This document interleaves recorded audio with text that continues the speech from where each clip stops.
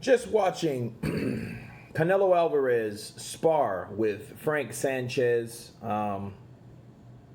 Frank Sanchez is a heavyweight, of course, and he now trains with the Reynosos, you know, along with Canelo Alvarez, Andy Ruiz, Ryan Garcia,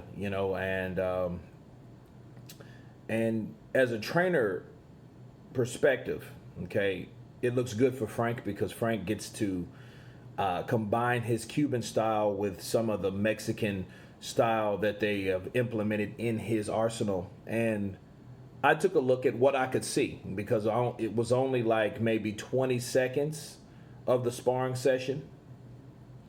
And in those 20 seconds, okay, I saw Frank give Canelo Alvarez problems. Okay, sure, he's taller, he's 6'4", he's like an inch taller than I am, because I know him personally.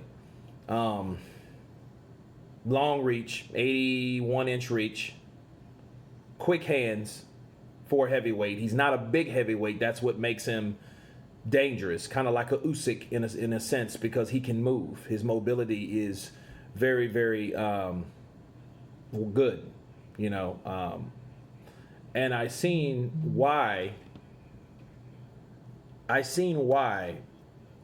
Erislandy Lara gave Canelo problems, because Canelo's the type of fighter that he needs something. He needs those openings in order for him to react. He's not just a fighter that comes at you and throws hooks to the body like an Angulo or a Julio Cesar Chavez Sr. or even a Junior by that nature. He's not a traditional Mexican style brawler. Neither was Golovkin, even though he was billed as a Mexican style, but he's not that type of fighter. And yeah, I seen Frank could sit back in the pocket, and he's a switch hitter too. So he was going from southpaw to orthodox, and he was throwing punches sharp and quick, and he was catching Canelo. And Canelo had no answer because Frank, from the outside, gave him nothing to exploit. And it was very impressive.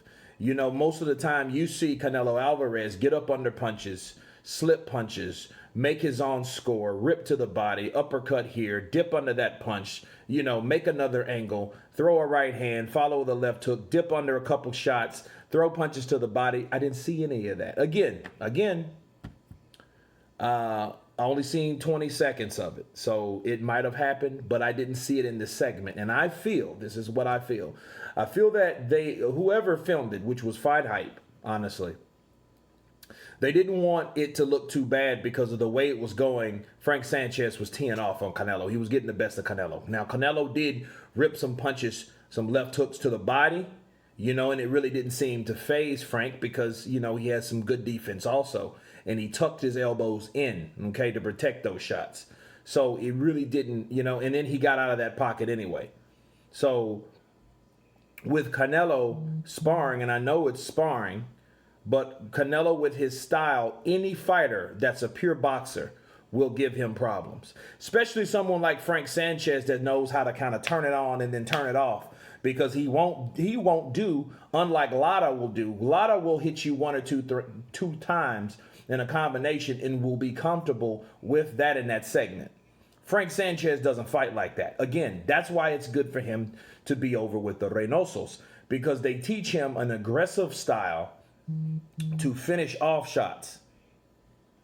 So it's one of those things where I feel that Frank Sanchez is learning from some of the best.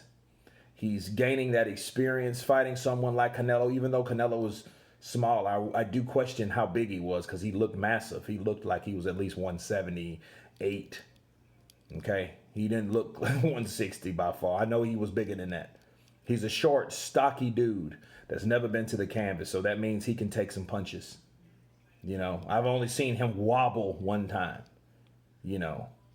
Surprised by Lara and Mayweather, to be fair, because those guys are those guys. But, Cotto's brother did it to him.